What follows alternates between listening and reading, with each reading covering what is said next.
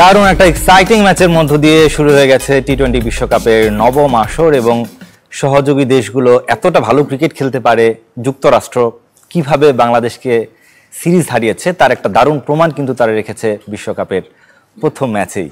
শুরু করছি Gram Bangla tubes limited ultimate world cup, powered by Bhaiya housing, co sponsored ZSRM, হাভিভা finance metal, Shahzadi hair colour, RIL angle and চ্যানেলের সৌজন্যে। তবে তার আগে গতকাল আরও একটা ম্যাচ হয়েছে, তবে সেটা বিশ্বকাপের নয়, ওয়ার্ম আপ একটা ম্যাচ হয়েছে। বাংলাদেশের শেষ ওয়ার্ম আপ ম্যাচ ছিল সেটা ভারতের বিপক্ষে, যেখানে বাংলাদেশ 60 রানে হেরে গেছে। আমরা সেই ম্যাচ নিয়ে আলোচনা করব এবং আমাদের সাথে ওভারঅল পুরো বিশ্বকাপের আলোচনায় আছেন নাজমুল আবেদিন ফাহিম, তিনি ক্রিকেট কোচ এবং বিশ্লেষক। পাশাপাশি দর্শক, যথারীতি আলটিমেট ওয়ার্ল্ড কাপ মানেই আমাদের দর্শকদের উপস্থিতি, ক্রীড়াপ্রেমীদের উপস্থিতি। আমাদের সাথে আছেন 6 জন ক্রীড়াপ্রেমী। ফাহিম ভাই, আমি একটু গতকালকের ম্যাচটা নিয়ে যদি একটু শুরু করতে চাই। বাংলাদেশ দল যেভাবে হেরে গেল, প্রত্যাশিত ছিল কিনা অনেকটা, আপনার কাছে কি মনে হয়? ধন্যবাদ। না, সব হিসাব কিতাব করলে তো অবশ্যই যে হট ফেভারিট ছিল ভারত, এবং সেই অর্থে এটা একটা প্রপার ক্রিকেট ম্যাচও না, যেখানে 13 জন করে খেলেছে। বাট দুই দলের পার্থক্যটা খুব স্পষ্ট ছিল, বোঝা গেছে দুই দলের মধ্যে যে আকাশ পাতাল পার্থক্য রয়েছে। ব্যক্তিগতভাবে খুব আগ্রহী অপেক্ষা ছিলাম যে ইউএসের সাথে দুটো ম্যাচ হারার পর, সিরিজ হারার পর বাংলাদেশের ফিরে আসা শেষ ম্যাচে। তারপরেও নিশ্চিত ছিলাম না আসলে বাংলাদেশের অবস্থানটা এখন কোথায়, যদি বিশ্বকাপকে সামনে রেখে ভাবি। তো সেটা নিয়ে একটু আগ্রহী অপেক্ষা ছিলাম যে ভারতের বিরুদ্ধে যখন খেলবে ওখানে কিছু পাওয়া যায় কিনা, যেটা দিয়ে আমরা আশা করতে পারি যে মূল বিশ্বকাপে গিয়ে আমরা সেই ধারাবাহিকতা বজায় রাখতে পারবো।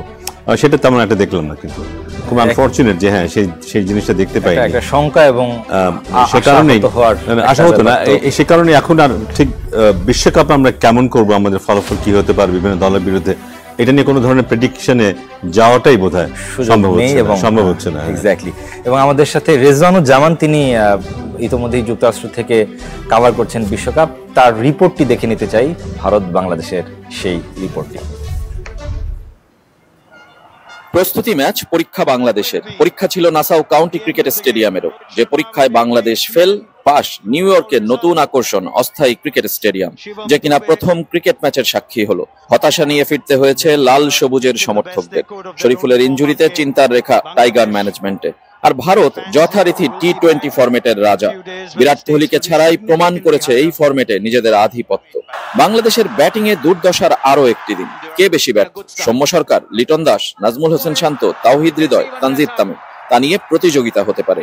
লিটনকে আরো একবার একাদশে স্থায়ী করার চেষ্টায় ব্যর্থ টিম ম্যানেজমেন্ট। শান্ত তার অফ ফর্মকে যেন বিশ্বকাপ পর্যন্ত টেনে নিয়ে যাওয়া নিশ্চিত করলেন। পাওয়ার প্লেতে মাত্র 26 রান আর 41 রানে 5 উইকেট হারানো বাংলাদেশের ভরসা দুই অভিজ্ঞ সাকিব, মাহমুদুল্লাহ। তার মধ্যে আবার ভাগ্যবান মাহমুদুল্লাহ আইসিসির বৈশ্বিক আসর আসলেই সবার চেয়ে কেন আলাদা তা আবারও প্রমাণ করলেন। দলের পরাজয় বাঁচাতে না পারলেও নিজেকে আলাদা করে চিনিয়েছেন। হার্দিক পান্ডিয়ার 1 ওভারে টানা 3 বলে 6-4-এ ঝড় তুলেছেন 22 গজে। অবসরে গেছেন 50 না করেই। সাকিব সমান তালে না পারলেও সঙ্গ দিয়েছেন রিয়াদকে, গড়েছেন 75 রানের জুটি। নিজে করেছেন 28 রান, যদিও তা 100-র নিচে স্ট্রাইক রেটে। ভারত তার 8 বোলারের পরীক্ষা নিয়েছে। বোলিং এ বাংলাদেশও 8 জনকে ব্যবহার করেছে, কিন্তু সফল হতে পারেনি। শুরুতে ঋষভ পন্থ ঝড় তুলেছেন, আর শেষে হার্দিক পান্ডিয়া। প্রশ্নবিদ্ধ আইপিএল এর পর প্রমাণ করেছেন এখনো ফুরিয়ে যাননি। অচেনা নতুন মাঠ, বালিময় আউটফিল্ড বা 22 গজের রহস্য, সবই দুদলের জন্য সমান। কিন্তু অভিজ্ঞতা আর দ্রুত মানিয়ে নেয়ার পরীক্ষায় ভারতে গিয়ে বাংলাদেশ পিছিয়ে সবকিছুতেই। প্রস্তুতি ম্যাচের পর্ব শেষে বিশ্বকাপ তাই কঠিন এক মিশন হয়ে অপেক্ষায়। বিশ্বকাপের প্রস্তুতি ম্যাচটা ভালো হলো না বাংলাদেশের জন্য। মূল বিশ্বকাপ অপেক্ষায় কঠিন পরীক্ষা হয়ে, যেখানে ব্যাটিং, বোলিং, ফিল্ডিং এ যেমন উন্নতি করতে হবে, তেমনি মূল একাদশ বেছে নেওয়ার চ্যালেঞ্জটাও কিন্তু টিম ম্যানেজমেন্টের। রেজওয়ানুজ্জামান, চ্যানেল 24, নিউ ইয়র্ক, যুক্তরাষ্ট্র। জি, আসলে অনেকগুলো পরামর্শও আমরা পেলাম রেজওয়ানুজ্জামানের কাছ থেকে। 122 রান এবং যেটা একটা বিগ স্কোরিং, বিগ হিটিংয়ের যে সমস্যাটা, সেই সমস্যাটা রয়ে গেল। পাশাপাশি যেই ব্যাটাররা, টপ অর্ডারের যেই ব্যাটারদের দিকে আসলে একটা ভরসা করা যায়, যেমন লিটন দাসের কথা আসছে, অধিনায়ক নাজমুল শান্ত, তানজিদ তামিমদের কথা যদি, সৌম্য সরকার, মোটামুটিভাবে সবাই ফ্লপ বিশ্বকাপের আগে। সেটা কতটা অশনি সংকেত হয়ে অপেক্ষা করছে? দারুণ ধারাবাহিক, এটা হলো ভয়ের ব্যাপার। অফ ফর্ম থাকতে পারে, থাকতে পারে, বাট একটা ম্যাচে একটা রান করার পরে আবার কয়েকটা ম্যাচে রান নেই, কয়েকজন তো একেবারেই রান করতে পারছে না, কিন্তু যারা রান করতে পারছে তাদের মধ্যেও ধারাবাহিকতার যে অভাবটা, সেটা সবচেয়ে ভয়ের ব্যাপার।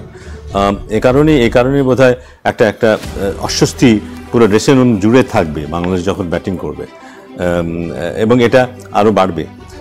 ভারতের সাথে প্র্যাকটিস ম্যাচে তো আমাদের কোনো চাপ ছিল না সেই অর্থে, কিন্তু আমরা যখন মূল বিশ্বকাপে খেলতে যাব তখন যে চাপটা থাকবে সেটা অসম্ভব একটা চাপ থাকবে। সেটাকে মানিয়ে নিয়ে খেলা, নিজের স্কিলটাকে আবার এক্সিকিউট করা দারুণ ডিফিকাল্ট হয়ে দাঁড়াবে কিন্তু। এবং আলটিমেটলি আমরা লক্ষ্য করলাম যে সেই মাহমুদুল্লাহর কাছ থেকেই একটা তুলনামূলকভাবে কিছুটা হলেও একটা ভালো ইনিংস আমরা, এটা একটা এক্সাম্পল যে রিপিট করতে পারাটা, পারফরমেন্স রিপিট করতে পারা, যেটা মাহমুদুল্লাহ কিন্তু গত 1-1.5 বছরে আমরা বলবো যে 10টা ম্যাচ খেললে 7টা কিংবা 8টা ম্যাচে সে পারফর্ম করছে। রিপিট করতে পারাটাই প্রমাণ করে যে ও যোগ্য, যে কোনো লেভেলে খেলার মতো স্কিল এবং সেই মানসিকতা দুটোই ওর আছে। ছোট দলের সাথে খেলতে গেলে শুধু স্কিলই দরকার হয়, মানসিকতা দরকার হয় না, কিন্তু যত বড় দলের সাথে খেলতে যাবে, যত বড় প্ল্যাটফর্মে খেলতে যাবে, সেখানে মানসিকতাটা জরুরি। সো ওর যে সেই দুটো জিনিসই আছে সেটা বোঝা যাচ্ছে। কিন্তু অনেকেই আমরা দেখি রান করে, কিন্তু ছোট দলের বিরুদ্ধে যত বড়তে যায় আস্তে আস্তে সেই রানটা কমে যায়, কারণ ওখানে মানসিকতাটার প্রয়োজন হয়, কিন্তু মেন্টাল স্কিলটার খুব প্রয়োজন হয়, সেখানে অনেকের ঘাটতি দেখা যায়। সো মাহমুদুল্লাহ যে দুটো জায়গাতেই যথেষ্ট কেপেবল, সেটারও একটা প্রমাণ এটা। এবং যথারীতি যেটা বলছিলাম যে বিগ স্কোরিংয়ের যে প্রবলেমটা, এবং অন্যান্য দল সহযোগী দেশগুলো যেখানে অলমোস্ট 200 রান করছে, আমরা প্রথম ম্যাচে তার প্রমাণ পেয়ে গেছি, এবং সেই রান তারাও হচ্ছে, সেই জায়গাটা থেকে, সেই ম্যাচ থেকে হয়তো বা বাংলাদেশের অনেক কিছু শেখার রয়েছে। দর্শক নিশ্চয়ই আপনারা জানেন যে ফাহিম ভাই আছেন, পাশাপাশি এখানকার উপস্থিত দর্শকদের পাশাপাশি যারা টিভি সেটের সামনে বসে আমাদের এই প্রোগ্রামটি দেখছেন, তাদের জন্য কুইজ থাকে প্রতিদিনই। গতকালকের যে কুইজটি ছিল, সেই কুইজটি ছিল যে প্রথম টি20 বিশ্বকাপে চ্যাম্পিয়ন হয়েছিল কোন দেশ, এবং এ ছিল সাউথ আফ্রিকা এবং অপশন বি ছিল ভারত। আমরা বিজয়ীর নাম পেয়ে গেছি, মোহাম্মদ শিফাত হোসেন নওগাঁ থেকে, তিনি হচ্ছেন আমাদের আজকের বিজয়ী। এবং আজকের কুইজটি দিয়ে রাখতে চাই যারা টিভি সেটের সামনে বসে দেখছেন আমাদের এই প্রোগ্রামটি, টি20 বিশ্বকাপের কততম আসর এটি। একদম শুরুতেই আমি যখন নাকি প্রোগ্রামটি শুরু করলাম, তখনই আমি আসলে এই প্রশ্নের উত্তরটি দিয়েই শুরু করেছিলাম। অপশন এ 9ম, বি 10ম। নিশ্চয়ই যারা শুরু থেকেই দেখছেন প্রোগ্রামটি, তারা নিশ্চয়ই উত্তরটি পেয়ে গেছেন, এবং নিশ্চয়ই তারা এর মধ্যে SMS করে জানাবেন। পাশাপাশি জানিয়ে রাখতে চাই আজ আরও একটি ম্যাচ রয়েছে যুক্তরাষ্ট্র এবং কানাডার বাইরেও, West Indies versus Papua New Guinea. Providence স্টেডিয়ামে খেলাটি হবে, ওয়েস্ট ইন্ডিজে খেলা হবে, যেহেতু আয়োজক দেশ ওয়েস্ট ইন্ডিজ। এই খেলাটি রয়েছে আজ রাত 8:30টায় গায়ানাতে। এবং ওয়েস্ট ইন্ডিজ যেভাবে খেলছে, যেভাবে ওয়ার্ম আপ ম্যাচে ইউএসএকে একেবারে যেভাবে অস্ট্রেলিয়াকে যেভাবে উড়িয়ে দিয়েছে, নিঃসন্দেহে একটা বাজির ঘোড়া হিসেবে হয়তো বা আমরা লক্ষ্য করতে পারি ওয়েস্ট ইন্ডিজকে। আমরা সেই ম্যাচটি নিয়ে আলোচনা করার চেষ্টা করব, তবে তার আগে যারা সেটে উপস্থিত ক্রীড়াপ্রেমী রয়েছেন তাদের সাথে একটু কথা বলতে চাই, পরিচিত হতে চাই, প্লিজ। আমার নাম রাকিব হোসেন পরশ, আমি স্টেট ইউনিভার্সিটিতে পড়াশোনা করি, আমার হোম টাউন নওগাঁতে। আচ্ছা, নওগাঁ। আমাদের যিনি বিজয় হয়েছেন তিনিও নওগাঁর। আমার নাম হচ্ছে আখতারুজ্জামান নিশান, আমিও স্টেট ইউনিভার্সিটিতে পড়াশোনা করি কম্পিউটার সায়েন্স অ্যান্ড ইঞ্জিনিয়ারিংয়ে, আর আমি হচ্ছে ফেনী থেকে আসছি। জি। আমার নাম তপন সরকার, আমি ফেনী থেকে আসছি, আমি বেসরকারি একটি জব করি। জি। আমি আবু সাইদ, আমি পড়াশোনা শেষ করে এখন জব করছি, আমার বাসা বগুড়া। আমি শাহাদত আল রাদ, আমি একজন স্টুডেন্ট স্টেট ইউনিভার্সিটির, আর আমি গাইবান্ধা থেকে এসেছি। আমি মুস্তাফিজুর রহমান, আমার বাসা নাটোরে, আমি স্টেট ইউনিভার্সিটি অফ বাংলাদেশের কম্পিউটার সায়েন্স। মোটামুটি বোঝা যাচ্ছে যে সবাই স্টেট ইউনিভার্সিটির স্টুডেন্ট, যদিও বিভিন্ন দেশের বিভিন্ন প্রত্যন্ত জায়গা থেকে আপনারা এসেছেন, তবে আপনাদের সবাই নিশ্চয়ই চাইবেন যে বাংলাদেশ দল ভালো খেলুক। কিন্তু আপনারা আসলে কতটুকু আশাবাদী? আপনারা নিশ্চয়ই খুব একটা বড় স্বপ্ন দেখতে পাচ্ছেন না, যে কোনো একজন যদি একটু আমরা জানতে চাই যে কারো কাছ থেকে। আশা তো থাকবে যে অন্তত সেমিফাইনালটা খেলুক, কিন্তু দেখা যাচ্ছে যে ব্যাটাররা অনেক স্ট্রাগল করতেছে। দেখলাম কালকে হচ্ছে সাকিবে মানে খেলতেছিল, দেখা যাচ্ছে ড্রপিং পিচ, বলগুলো অনেক বাউন্স করতেছিল। ও হচ্ছে অফের বলগুলো ম্যাক্সিমাম ও কাট শট খেলে, বাট কালকে ম্যাক্সিমাম বলে মিস করতেছিল, যে জন্য সামনে মানে একটু যে লেগ সাইডে বা ওর হচ্ছে লেগ সাইডে খেলার জন্য চেষ্টা করতেছিল, বাট ব্যর্থ হচ্ছিলো। শুধুমাত্র মাহমুদুল্লাহকে দেখলাম যে একটু মানে মানে খেলতেছিল ঠিকঠাক, আর প্রতিটা ব্যাটারি স্ট্রাগল করতেছিল। তো এটা অনেক হতাশাজনক। খারাপ তো লাগে, দেশ যখন খারাপ করে তখন খারাপ লাগে, কিন্তু এই খারাপ লাগাটা আসলে কখনো কখনো আপনাদের কারো কাছে বিরক্তির কারণ হয়ে দাঁড়ায় কিনা, আপনারা ক্ষিপ্ত হয়ে যান কিনা খেলা দেখতে গেলে? আসলে বাংলাদেশ টিমের একজন বড় সাপোর্টার হিসেবে খারাপ অবশ্যই লাগে, কিন্তু খারাপ লাগলেও আমাদেরকে সাপোর্ট অবশ্যই করতে হয়, কারণ আমরা এই মুখিয়ে থাকি কখন একটি ভালো রেজাল্ট আমরা পাবো। কিন্তু বারবার আমরা হতাশ হচ্ছি যে খেলা প্রথম থেকে আমরা, যেমন কালকের খেলাটাই যদি আমরা একটু দেখি, এই মানে ফার্স্টের যেই স্টার্টিং যারা ব্যাটিং করতেছে সবাই কিন্তু মানে দেখতেছে ধারাবাহিকভাবে মানে অধারাবাহিক। তো এখানে আমাদের আসলে মানে কষ্টের জায়গা, এবং আমরা যারা সাপোর্টার রয়েছি যে যখন মূল ম্যাচ শুরু হবে তখন আসলে আমাদের প্রত্যাশা অনুযায়ী তারা কি আসলে খেলতে পারবে কিনা, এটাই এখন আমাদের একটা মানে আমাদের অবশ্যই আসলে মানুষ আশায় বাঁচে, যাই হোক না কেন, যতই ঝড়ঝঞ্ঝা আসুক না কেন, তারপরও মানুষ স্বপ্ন দেখতে পছন্দ করে এবং আশাই বাঁচে। আমরা স্বপ্ন দেখি বাংলাদেশ একদিন ভালো কিছু করবে। লেটস সি আসলে let's hope for the best for Bangladesh team. যথারীতি আপনাদের জন্য 2 অর্ধে 2টি কুইজ রয়েছে। আমি প্রথম কুইজটি বলতে চাই যে এখনো পর্যন্ত সোফার যে কতগুলো আসর হয়েছে সবগুলো আসরে খেলা 2 জন ক্রিকেটার খেলতে পেরেছে এখনো পর্যন্ত। হাত তুলেছেন আপনি সবার আগে, তারপর আপনি। 2 জন ক্রিকেটারের নাম কি? সাকিব আল হাসান এবং রোহিত শর্মা। উত্তরটি একেবারে সঠিক হয়েছে। আপনার জন্য চ্যানেল 24 এর পক্ষ থেকে গিফট থাকছে, অবশ্যই আপনাকে দেওয়া হবে। একটু যেতে চাই ফাহিম ভাইয়ের কাছে। ফাহিম ভাই, শরীফুল ইসলাম একেবারে শেষ ওভারে আমরা লক্ষ্য করলাম যে তিনি ইনজুরিতে পড়েছেন। তার হার্দিক পান্ডিয়ার একটা একেবারে বোলাস ব্যাক ড্রাইভ তিনি ফেরাতে গিয়ে, এবং তার আমি দেখলাম যে সেলাইও লেগেছে হাতে। সেটা বাংলাদেশের জন্য কতটুকু আসলে ভীতির কারণ কিংবা শঙ্কার কারণ? শঙ্কার কারণ তো বটেই, 6টা স্টিচ হয়েছে যতটুকু আমি দেখলাম, জানলাম যে, এবং সেটাও তার স্পেল শেষ হওয়ার 2টো বল বাকি ছিল মাত্র।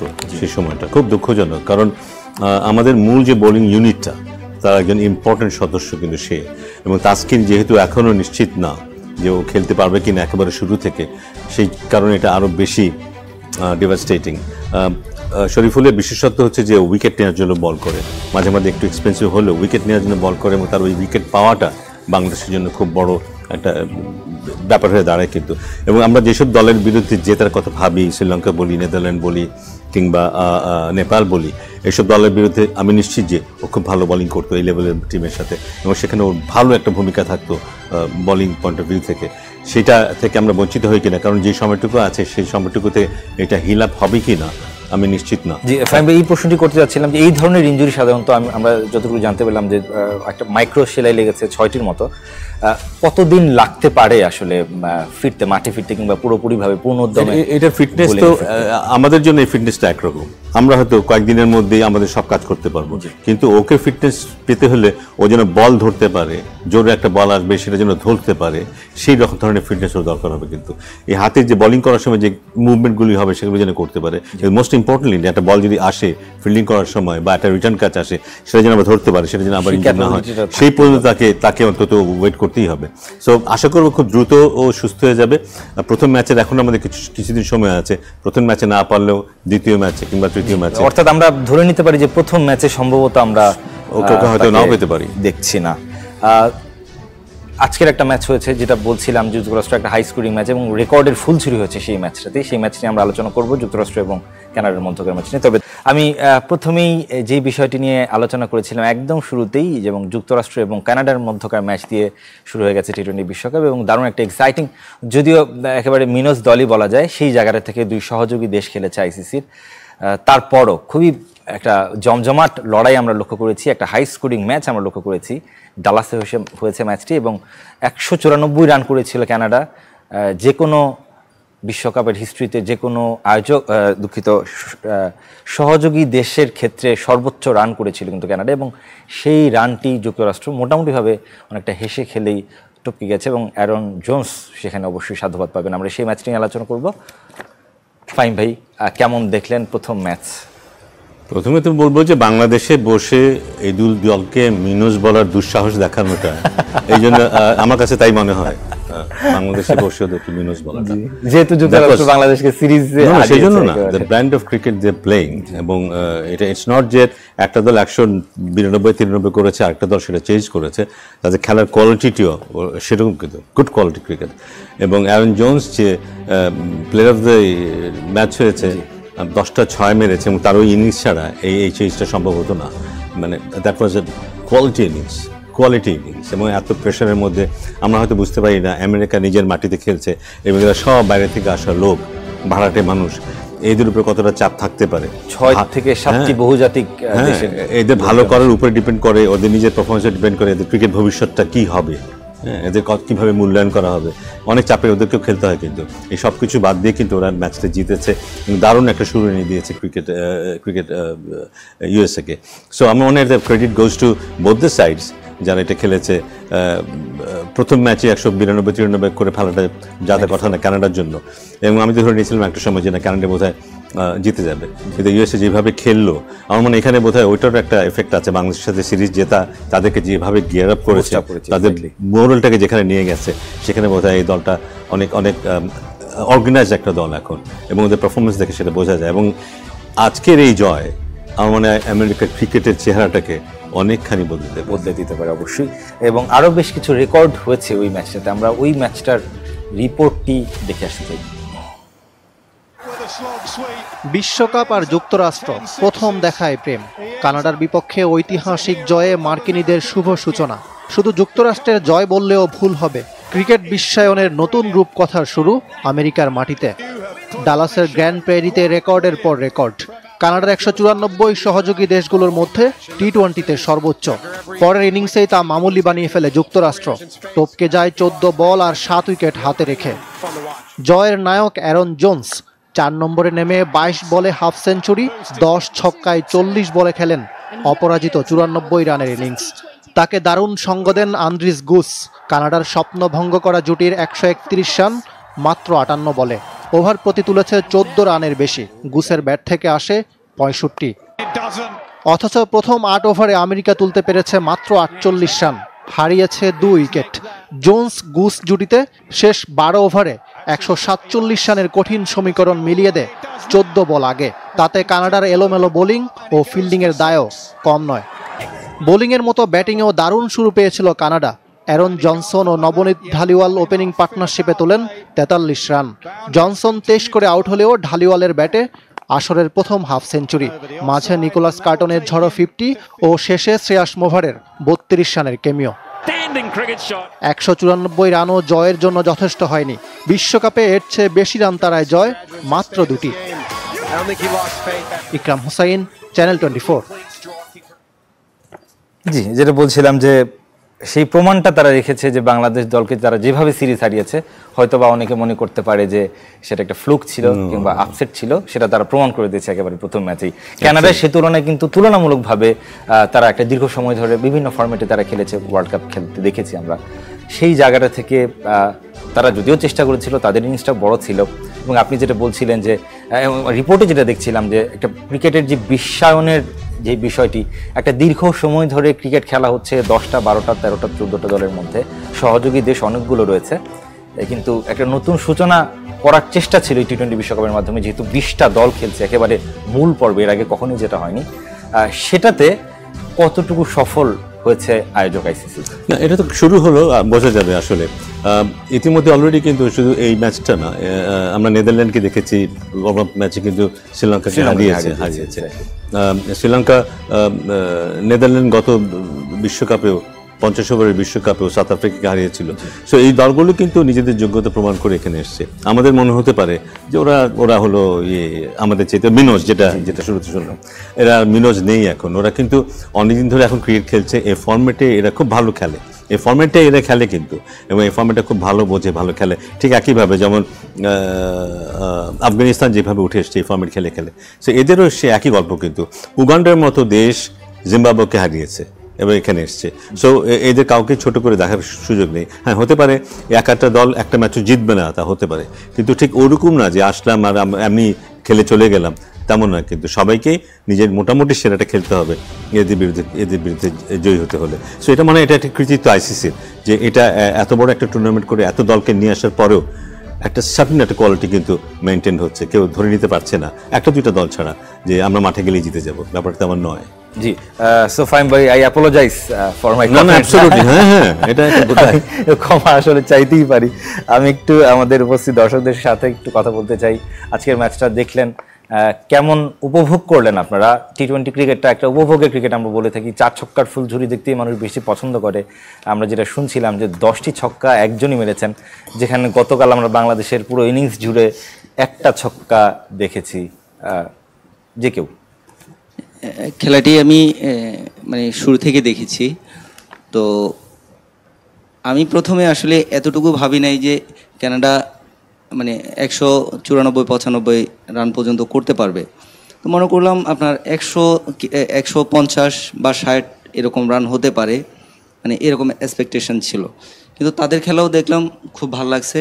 পরবর্তীতে আপনার ইউএসএ যখন ব্যাটিং করতে আসলো, প্রথম আপনার কিছু স্লো ছিল, এরপরে 2 উইকেট যাওয়ার পরে 3 নম্বর উইকেট নিয়ে তারা যেভাবে আপনার একবারে লাস্ট পর্যন্ত খেলাটাকে, আমার মনে হয় 2 ওভার বাকিও ছিল যত সম্ভব, মানে খেলাটাকে শেষ করে আসলো। তো আসলে আমি একবারে অভিভূত আসলে তাদের খেলা দেখে, কারণ মনে হয়নি যে তারা নতুন এসে একবারে এইমাত্র শুরু করলো। তো তাদের সাথে আমাদের আসলে তখন আমি তুলনা করতেছি, আসলে আমরা কোথায় আছি, আমাদের টিকিটটা কোথায় আছে, আমরা আর কত শিখবো। এক্স্যাক্টলি। এবং যুক্তরাষ্ট্রে যেভাবে রান হলো, অনেকটা আইপিএল এর কিছুটা হলেও প্রতিচ্ছবি আমরা যুক্তরাষ্ট্রের মাটিতে। তবে ওয়েস্ট ইন্ডিজের আসলে যে উইকেট কিংবা কন্ডিশন, সেভাবে আমরা খুব একটা আশা করতে পারি না। ফাইন, আমি অবশ্যই আপনার কাছে নিয়ে কথা বলবো। তবে তার আগে আরও একটি কুইজ এই অধ্যায়ে আপনাদের জন্য রয়েছে। যুক্তরাষ্ট্রকে বদলে দেওয়ার কারিগর, নেপথ্য কারিগর, সাধারণত কোচদের একটা তারা সাধুবাদ পান কিংবা তাদের নেপথ্যে কাজ করে থাকেন। যুক্তরাষ্ট্রের কোচ কে, আপনারা কি বলতে পারবেন কিনা? আপনার উত্তর আসলে নেওয়া যাবে না, আপনি এর আগে একটা উত্তর দিয়েছেন, সেটা সঠিক হয়েছেন। আমরা চাইবো যে অন্য কেউ যদি একটু জানেন কিংবা এইটা এবার তোমার কাছে থেকে যাবে মনে হচ্ছে। কঠিন মনে হচ্ছে? না না, এটা তোমার কাছে থেকে যাবে মনে হচ্ছে, তোর হাতে হচ্ছে। এই গিফটটা সম্ভবত আমাকে নিতে হবে। কেউ, আপনি বাদে অন্য যে কেউ। আমি একটু যদি সহজ করে দিই, বাংলাদেশের কোচ ছিলেন তিনি, এবং বাংলাদেশের বিপক্ষে জয়ের ক্ষেত্রে তার একটা বড় ভূমিকা, তার ট্যাকটিক্সটা একটা দারুণ কাজে লেগেছে। যদি আপনারা কেউ জেনে থাকেন। সম্ভবত কেউ পারবেন না, কিন্তু আপনার উত্তরটি আমরা নিব না, কারণ একজন, তারপরে আপনার কাছ থেকে উত্তরটি Stuart Law. Exactly, Stuart Law. তিনি বাংলাদেশের একটা সময় কোচের দায়িত্ব পালন করেছেন। আপনার পুরস্কারটি আমি এখনই দিয়ে দিতে চাই, যেহেতু আপনি আপনার আরো একটি পুরস্কার আমাকে দিয়ে দিবেন, তাই আমি আগে ভাগে আপনার পুরস্কারটি দিয়ে দিচ্ছি। চ্যানেল 24 জন্য আকর্ষণীয় পুরস্কার আপনার জন্য। ফাইম ভাই, যেটি বলছিলাম যে ওয়েস্ট ইন্ডিজের যে কন্ডিশন কিংবা যে ধরনের উইকেট, সাধারণত আমরা এই ধরনের রান, বা অনেকে বলছে যে আইপিএল এর কারণে হয়তো বা টি-20 ক্রিকেটটাই বদলে গেছে, প্রচুর রান হবে। আমরা লাস্ট সিজনটাতে যেটা দেখলাম, তার কিছুটা হলেও ঝলক থাকবে কিনা, কিংবা উইকেটের কারণে একটা বড় রকমের তারতম্য হতে পারে কিনা? না, অবশ্যই থাকবে। একটা বড় পার্থক্য কিসে হয়, আমরা যে ভারতের সাথে যে খেললাম, ভারত খুব সম্ভবত 10টা 6 মেরেছে। গতকালকে আমাদের সাথে যে বাংলাদেশের সাথে যে ভারতের খেলা হয়েছে, ওরা 10টা 6 মেরেছে। 6 মারার ক্যাপাসিটি থাকতে হবে। যেসব দলের 6 মারার ক্যাপাসিটি আছে, সেই দলগুলো কিন্তু 180-90 রান করবেই করবে। কারণ বিপক্ষ দল অন্তত ওরকম 6 মারার মতো 10-12-15টা বল দেবে, তার মধ্যে 8টা 10টা 6 যদি মারতে পারে কেউ, তার রান কিন্তু হবে। এবং এই জিনিসটা প্রায় প্রত্যেকটা দলেরই সক্ষমতা আছে, কিন্তু 2-1টা দলের হয়তো নেই, তার মধ্যে বাংলাদেশ অন্যতম। সো সেই কারণে আমরা কিন্তু পিছিয়ে যাই। উইকেট যেমনই হোক, ওয়েস্ট ইন্ডিজের উইকেট আমরা জানি স্লাইটলি হয়তো স্লো হয়, স্লাইটলি হয়তো টার্নিং হয়, কিন্তু যেহেতু এটা আইসিসির তত্ত্বাবধানে উইকেটগুলো বেশ কিছুদিন ধরে আছে, ওখানে একটা চেষ্টা তো নিশ্চয়ই থাকবে এটাকে ব্যাটিং ফ্রেন্ডলি করার জন্য। পাশাপাশি আমি যেটা বললাম, এখন ব্যাটসম্যানদের চেহারাই বলতে গেছে, যাদের ক্ষমতা আছে তারা কিন্তু ওই ভালো বলে 6 মেরে দিতে পারে। সে কারণে কিন্তু ওই ফ্লেভারটা থাকবে। আইপিএলে আমরা যেমন খেলা দেখে অভ্যস্ত হয়েছে এখন সে ফ্লেভারটা থাকবে, কিন্তু আইপিএলে উইকেটের কারণে হয়তো আমরা মাঝে মাঝে দেখি 250-260 রান হয়ে যায়, সেটা হয়তো হওয়ার সম্ভাবনা খুবই কম, কিন্তু 210-20 রান হয়ে যেতে পারে। কিন্তু আস্তে আস্তে যখন প্লেয়াররা ফর্মটা পাবে, টিমগুলো আস্তে আস্তে দাঁড়িয়ে যাবে এবং উইকেট সম্পর্কে সবার ধারণাগুলি পরিষ্কার হবে, তখন কিন্তু ওরকম রান আমরা দেখতে পাবো। বিশ্বকাপের শুরুতে কিংবা তার আগে, যদিও মাত্রই শুরু হলো, ওয়েস্ট ইন্ডিজ দলটাকে নিয়ে আপনার চিন্তা ভাবনা কেমন ছিল? পরবর্তীতে ওয়ার্ম আপ ম্যাচে আমরা যখন দেখলাম যে 250+ করে ফেললো অস্ট্রেলিয়ার সাথে, এবং আজকে খেলা রয়েছে ওয়েস্ট ইন্ডিজের পাপুয়া নিউ গিনির সাথে, সেই ম্যাচটি নিয়েও কথা বলবো। ওয়েস্ট ইন্ডিজ সম্পর্কে আপনার ধারণার কি কিছুটা পরিবর্তন এসেছে কিনা, তারা যেভাবে খেলছে, তারা আইপিএলের তাদের ক্রিকেটাররা যেভাবে খেলেছে? ওয়েস্ট ইন্ডিজ আমার মনে হয় এটা সবার মধ্যেই একটা ক্ষত সৃষ্টি করেছে। গত বিশ্বকাপে 50 ওভার বিশ্বকাপে ওয়েস্ট ইন্ডিজের মতো দল খেলতে পারেনি, এটা একটা দারুণ ক্ষতর ব্যাপার। আমরা অনুমান করতে পারি না আমরা হয়তো এটা তাদের অভিমানে কতটুকু লাগতে পারে, এবং সেটা নিশ্চয়ই ওরা ভুলে যায়নি, এবং সেটা ওদের মাথায় কাজ করছে, এবং সেটাই বোধহয় সবচেয়ে বড় অনুপ্রেরণা হিসেবে ওদের কাজ করবে। এবং অস্ট্রেলিয়ার বিরুদ্ধে এত ভালো খেলাটা সহজ ব্যাপার নয়, কিন্তু ওদের বোলিংয়ের বিরুদ্ধে, ওদের ফিল্ডিংয়ের বিরুদ্ধে নিশ্চয়ই এখন ওয়েস্ট ইন্ডিজের মধ্যে সেই ব্যাপারটা এসছে বোধহয়। একটা দল হিসেবে খেলা, দায়িত্বটা নেয়া, রেসপন্সিবিলিটি নিয়ে খেলা, এবং নিজের 100% উজাড় করে দেবার যে ব্যাপারগুলো, এখানে ওয়েস্ট ইন্ডিজে সবসময় আমরা ঘাটতি দেখেছি। কিন্তু সবাই ইন্ডিভিজুয়াল হিসেবেই খেলার চেষ্টা করেছে, যেটা ওদের ব্যর্থতার মূল কারণ। বাট আমার মনে হয় ওখানে কিছু পরিবর্তন এসছে, এবং ওরা লট টু প্রুভ। দেশে মাটিতে খেলা হচ্ছে, ওদের যে হারানো গৌরবটা সেটা ওরা আবার ফিরে পাওয়ার চেষ্টা করবে এখানে, এবং এই বিশ্বকাপে ওরা একটা শক্তির জায়গা হিসেবে কিন্তু দাঁড়াবে সবার জন্যই। এবং টি-20 বিশ্বকাপ মানেই ওয়েস্ট ইন্ডিজকে আসলে খাটো করে দেখার কোনো উপায় নেই। তারা যেভাবে পাওয়ার হিটার যে পরিমাণে তাদের ওদের ব্যাটিং এ এবং ওদের ফিল্ডিং, ওদের catching ability, throwing ability, athleticism, fielding এর কথা যদি বলি, ব্যাটিং এ তো আছেই। নিকোলাস পুরান এরা যে ফর্মে আছে এখন, বোলিংয়েও যাদের এক্সপিরিয়েন্স আছে, হয়তো বোলিংয়ে হয়তো কিছুটা ঘাটতি থাকতে পারে, but overall they are a threat for any team. Exactly. খেলাটি হবে গায়ানাতে, প্রভিডেন্স স্টেডিয়ামে। গায়ানার উইকেটটা তুলনামূলকভাবে আমরা এর আগেও লক্ষ্য করেছি যে খুব বেশি রান হয় না, সেক্ষেত্রে কিছুটা হলো ডিসঅ্যাডভান্টেজ কিনা ওয়েস্ট ইন্ডিজ দলের জন্য? দুই দলের জন্য প্রযোজ্য। আমি যেটা বললাম যে যাদের বুদ্ধি আছে তারা কি করবে, হয়তো ওই বলটার জন্য ভোট করবে যে বলটা ছড় মারবে, বড় শট খেলবে, এরকম শট খেলার মধ্যে কিন্তু ওই বললাম 10-12-15টা বল কিন্তু পেয়ে যাবে ওরা, সেটা দিয়ে তাদের মূল রানগুলি করবে। তো আমার মনে হয় যে ডিসিপ্লিন ব্যাটিং দরকার হবে, এই ধরনের উইকেটে ডিসিপ্লিন ব্যাটিং দরকার হবে। এসব আইপিএল টাইপের উইকেটে একটু এলোমেলো থাকলেও ব্যাটে বলে করা যায়, কিন্তু এখানে যেহেতু টার্ন থাকবে, যেখানে একটু বলটি উঁচু নিচু হতে পারে, ওখানে ডিসিপ্লিনটা খুব জরুরি। যতই উইকেট হোক না কেন, ফুল টস বল আসবেই, হাফ ভলি বল আসবেই, শর্ট পিচ বল আসবে, ওগুলি যদি ঠিক মতো শর্ট খেলা যায়, রান করা যায়, কিন্তু সো ডিসিপ্লিনটা খুব জরুরি হবে সব উইকেটে। একটু আবারও ফিরতে চাই বাংলাদেশ ভারত ম্যাচকে নিয়ে, একটু ভারতকে নিয়ে আলোচনা করতে চাই। ভারতের কালকের যেই দলটা ছিল, আমরা দেখলাম শেষ পর্যন্ত বিরাট কোহলি তিনি খেলেনি, এবং হার্দিক পান্ডিয়া একেবারে ফ্লপ ছিলেন আইপিএলে। গতকাল তার কাছ থেকে একেবারে তাকে কেন স্কোয়াডে রাখা হচ্ছে বিশ্বকাপে, একটা সময় মনে হচ্ছিল তিনি হয়তো বা বিশ্বকাপ স্কোয়াড থেকে ছিটকে পড়বেন, কিন্তু কেন রাখা হচ্ছে তার যথার্থ প্রমাণ তিনি কিন্তু দিয়েছেন। একটা ভালো ইনিংস ছিল তার 40 রানে, এবং পাশাপাশি উইকেট নিয়েছেন। ওভারঅল ভারত টিমটাকে আমরা যেটা দেখি, যেটাকে বলি যে মধুর সমস্যা, একাদশ নির্বাচন নিয়ে একটা সবসময় ভারতের এখন যে অবস্থা, সমস্যায় পড়তে হয়। কেমন হতে পারে শেষ পর্যন্ত টি-20 বিশ্বকাপের একাদশটা ভারতের? হার্দিক পান্ডিয়ার ইনক্লুশনটাও কিন্তু এটাও প্রমাণ করে যে ওদের সিলেক্টর যে শুধু প্রসারী চিন্তা ভাবনা চিন্তা করে, ওরা বিশ্বাস যেটা করে যুক্তিসঙ্গত কারণেই কিন্তু বিশ্বাস করে। হার্দিক পান্ডিয়ার আগের ট্র্যাক রেকর্ড দেখলে বোঝা যায় যে ওর ইয়াটা কেমন, গুরুত্বটা কতটুকু দলের সাথে, এবং একজন যে ব্যাটিং করে এবং ওই ধরনের বোলিং করতে পারে, এটা একটা দারুণ কম্বিনেশন কিন্তু।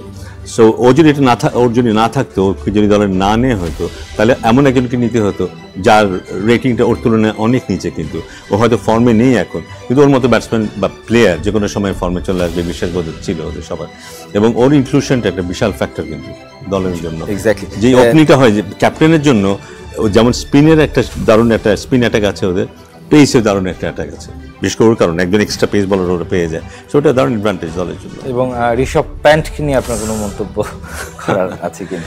মানে ও বিপজ্জনক ব্যাটসম্যান, যত ভালোই বোলিং করা হোক না কেন, ওর এগেনস্টে he is always one step ahead.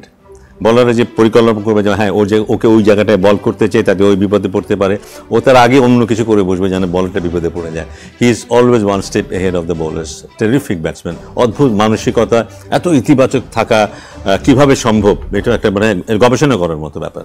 এবং এই ধরনের ক্রিকেটার ভারতের দলে একেবারে ছড়াছড়ি, আমরা যদি বলি যে অসংখ্য ক্রিকেটার রয়েছেন এরকম। হ্যাঁ, মানে এরকম একজন মানে অন্যদের মধ্যে এই ব্যাপারটা ছড়িয়ে দেয়। কিন্তু এখন আজকাল দেখি যে অনেকের মধ্যে এই জিনিসটা ভারতের মধ্যে, যে ওদেরকে আটকে রাখা যায় না, কোনো না কোনোভাবে ওরা ঠিকই রান করে ফেলে, ওই 180, 90, 200 করেই ফেলে। খুব খারাপ অবস্থায় পড়লেও কিন্তু ওই 180, 90 করে ফেলে। সেখানে আমার কাছে মনে হয় আইপিএলও তার একটা অন্যতম নেপথ্যের কারণ হতে পারে।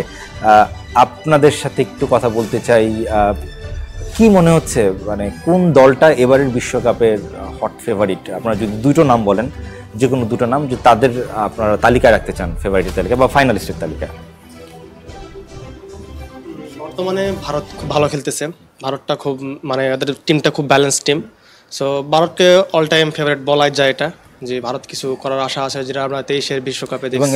এবং ভারত প্রত্যেকটা টুর্নামেন্টই এখন যে অবস্থা, প্রতিটা টুর্নামেন্টই তার একেবারে হট ফেভারিটে থাকে। কিন্তু শেষ পর্যন্ত আমরা ভারতের মাটিতে যেভাবে অস্ট্রেলিয়ার কাছে আমরা একেবারে শিরোপা হাতছাড়া করতে দেখলাম, 2011 সালের পর থেকে আরও অনেক বেশি স্ট্রং হয়েছে ভারত দল। যেই 2011 সালের আপনি যদি কম্পেয়ার করেন, যে 2011 সালে যেই বিশ্বকাপ জয়ী দলটা ছিল তার থেকে তুলনামূলকভাবে অনেক বেশি স্ট্রং, কিন্তু তারা শিরোপা শূন্য। এটার পেছনে কি কারণ থাকতে পারে বলে আপনাদের কাছ থেকে জানতে চাই মনে হয়? ভারতের টিমটা অনেক ব্যালেন্স টিম থাকে, প্লাস ওরা পারফর্মও করে ভালো। কিন্তু ফাইনাল ম্যাচের যে একটা প্রেশার, যেটা আমি 23-এর বিশ্বকাপে দেখছি, ফাইনাল ম্যাচের যে একটা প্রেশার ছিল, প্রেশার সিচুয়েশনটা ওরা হ্যান্ডেল করতে পারে নাই। অস্ট্রেলিয়ার সেই অ্যাবিলিটিটা ছিল যে ওরা হ্যান্ডেল করতে পারছে, বিধায় ওরা ফাইনাল ম্যাচে পারফর্মটা কন্টিনিউ করছে, যার কারণে অস্ট্রেলিয়া বিশ্বকাপটা জিতছে। আর আমার মনে হয় ভারতের এই জায়গাতে একটু নজর দেওয়া উচিত, যে সেই চাপটা, এই যে শত কোটি মানুষের চাপটা শেষ পর্যন্ত তারা নিতে পারে না, এরকম বলে একটা প্রবলেম। আর আরেকটা ফেভারিটের কথা বলতে গেলে নিউজিল্যান্ড বর্তমানে ভালো ফর্মে আছে। সাউথ আফ্রিকার কথা বলা যায়, কিন্তু সাউথ আফ্রিকা আমরা দেখছি গত বিশ্বকাপগুলোতে খুব হতাশজনক করে পারফরমেন্স। সো সেই দিক থেকে নিউজিল্যান্ডটা লাস্ট কয়েকটা বিশ্বকাপে অনেক ভালো পারফর্ম করতেছে, ফাইনালে সেমিফাইনালে উঠতেছে, ভালো পারফর্ম করতেছে, plus world cup series all over ভালো পারফর্ম করতেছে। তো নিউজিল্যান্ডে ধরাই যায় যে একটা ফেভারিট দল। জি, আপনার দৃষ্টিতে নিউজিল্যান্ড, দক্ষিণ আফ্রিকা এবং ভারতকে আপনি রাখছেন, আর কেউ কি কিছু বলবেন? আসলে এখন যে অবস্থা, সেখানে দুইটা টিমকে বলা খুবই কঠিন। ইন্ডিয়া, তারপরে Pakistan, England, West Indies, New Zealand, south Africa, প্রতিটা দলই অ্যাবিলিটি আছে ফাইনাল খেলার, ফাইনালে জিতে। এখানে স্পেসিফিকভাবে যদি বলতে চাই, মানে বলার কোনো অপশন নেই, কারণ অস্ট্রেলিয়াকে ওয়েস্ট ইন্ডিজ হারাই দিল, আবার India hot favourite all time, আবার ইংল্যান্ডকে বাদ দেওয়া যায় না, England defending champion. Exactly. West Indies তো গেছে, আর সাউথ আফ্রিকা তো মানে শুরু থেকে শেষ পর্যন্ত সবাই একদম টপ প্লেয়ার। এবং কয়েকটা নাম আসলে সাউথ আফ্রিকা দলে এই মুহূর্তে আমরা যদি আইপিএল এর পারফরম্যান্সই ধরি, সেক্ষেত্রে সেই তালিকায় রাখতেই হবে। সানরাইজার্স হায়দ্রাবাদের ক্লাসন রয়েছেন, তারপরে এইডেন মার্ক্রাম রয়েছেন তাদের অধিনায়ক, ডেভিড মিলার তিনি ভালো খেলে থাকেন, ফাফ ডু প্লেসি অবশ্য নেই, হ্যাঁ এবার নেই, আইপিএল এ ভালো চ্যালেঞ্জার বেঙ্গালুরু। জি জি, একটু জাস্ট একেবারে অল্প, আমাদের সময় যেহেতু শেষ হয়ে গেছে, জাস্ট একটু জানতে চাই অল্প কথা। আমি দুটো দলকে এগিয়ে রাখতে চাই এশিয়ার মধ্যে, ভারত, কারণ ভারত টি-20 দিক থেকে মানে যে কোনো ফরম্যাটে তারা খুব ভালো। আর ফাইন স্যারের একটা কথায় আমি ওয়েস্ট ইন্ডিজকে এগিয়ে রাখতে চাই, কারণ ওয়েস্ট ইন্ডিজ তাদের নিজেদের হোস্ট নিজেরা শক্তিতে রূপান্তরিত করে তারা একটা ভালো, আশা করি ভালো রেজাল্ট নিয়ে আসবে। ফাইন ভাই, একদম আমাদের সময় শেষ হয়ে গেছে। আপনি একদম শুরুর দিকে যে কথাটা বলেছিলেন যে বাংলাদেশকে নিয়ে আসলে প্রেডিকশনের আর কোনো উপায় নেই, তারপরও যদি আপনাকে বলা হয় যে কয়টা ম্যাচ জিততে পারে বাংলাদেশ একেবারে প্রথম রাউন্ডে, আপনার যদি মনে হয় যে বাংলাদেশ 3টা ম্যাচ জিততে পারে, আবার কোনো ম্যাচ নাও জিততে পারে, মানে টু বি অনেস্ট, রাইট, কোনো ম্যাচ নাও জিততে পারে, কোনো ম্যাচ নাও জিততে পারে, নেপাল কিংবা কোনো ম্যাচ নাও জিততে পারে বাংলাদেশ, এই দুটোই হতে পারে। কিন্তু যদি বাংলাদেশ এখন এতটা আনপ্রেডিক্টেবল, 3টা ম্যাচ জিততে পারে, কারণ একটা হচ্ছে বাংলাদেশ নিজের আত্মবিশ্বাসের অভাব একটা দাঁড়িয়ে গেছে আলটিমেটলি। সেই 3টা ম্যাচের তালিকা নিশ্চয়ই দক্ষিণ আফ্রিকাকে আপনি, আমি দক্ষিণ আফ্রিকাকে বাদ দিয়ে রাখলাম। এক হচ্ছে যে বাংলাদেশ নিজের আত্মবিশ্বাসটা অনেকটাই ক্ষতিগ্রস্ত হয়েছে, আরেকটা হচ্ছে যে নেপালও এখন 3 মাস আগে বাংলাদেশ সম্পর্কে যেভাবে ভাবতো এখন সেভাবে ভাববে না। নেপাল এখন ভাবছে এই একটা টিম একটা ম্যাচ অন্তত আমরা জিততে পারবো, এবং যতগুলো দল রয়েছে আমার কাছে মনে হয় তারা সবাই এটাই ভাবছে যে এদের সাথে বোঝা আমরা জিততে পারবো। টার্গেট করবে যে অন্তত একটা ম্যাচ যদি নেদারল্যান্ডস কিংবা নেপালের মতো দলগুলো যারা রয়েছে তারা নিশ্চয়ই চাইবে যে বাংলাদেশকে হারাতে। তবে আমরা চাই না কখনোই, আমরা বাংলাদেশের সমর্থক, লাল সবুজের সমর্থক। আমরা তারপরও স্বপ্ন দেখে যাব অন্তত খেলা শুরু হওয়ার আগ পর্যন্ত বা খেলা শেষ পর্যন্তই হয়তো বা আমরা আশায় বুক বেঁধে থাকবো। শেষ করতে হচ্ছে Gram Bangla tubes limited ultimate world cup powered by Bhaiya housing. ভালো থাকবেন, সুস্থ থাকবেন সবাই।